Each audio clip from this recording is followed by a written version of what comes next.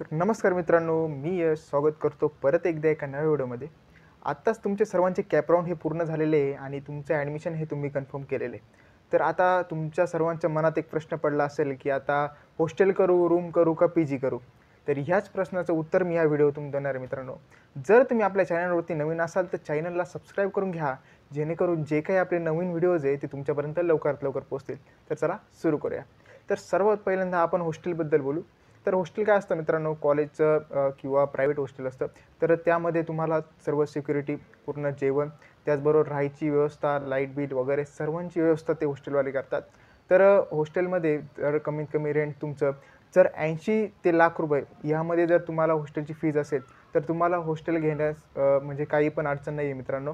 कारण त्यामध्ये तुम्हाला तुमची सिक्युरिटी वगैरे सर्व मेंटेन असतं. ठीक आहे. तर हा झाला एक हॉस्टेलचा पार्ट.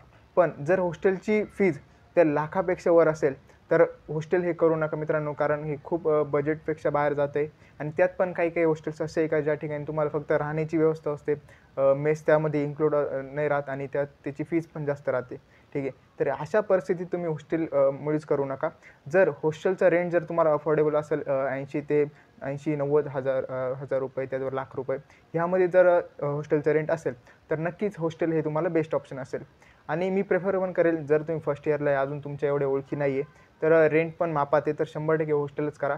एकदम बेस्ट तुमच्यासाठी राहील. सेकंड इयर वाटलंच तर तुम्ही रूम करू शकता किंवा पी-जीज वगैरे बघू शकता. ठीक आहे.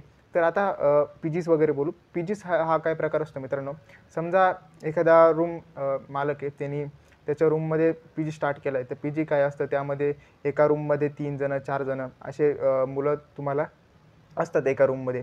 तर त्याचं रेंट जवळपास 4 ते ₹4,500 पर पर्सन असतं. ते पण फक्त राहण्यासाठी. ठीक आहे. त्यामध्ये जेवण वगैरे काही इन्क्लूड नसतं. ते जेवण आपल्या पद्धतीने आपण बाहेर मेस लावायची आणि त्याचे एक्स्ट्राचे चार्जेस जे आहे ते पे करायचे.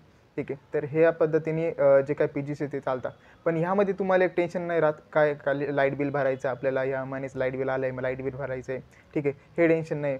त्याचबरोबर तुमची जर तुमचा एखादा रूममेट जर सोडून गेला, समजा एका रूममध्ये 3 जण आहेत, त्या तिघांमधला एक जण सोडून गेला, तर त्याचं टेन्शन तुमच्यावर नसतं, की आता एक नवीन रूममेट सापडायला लागेल.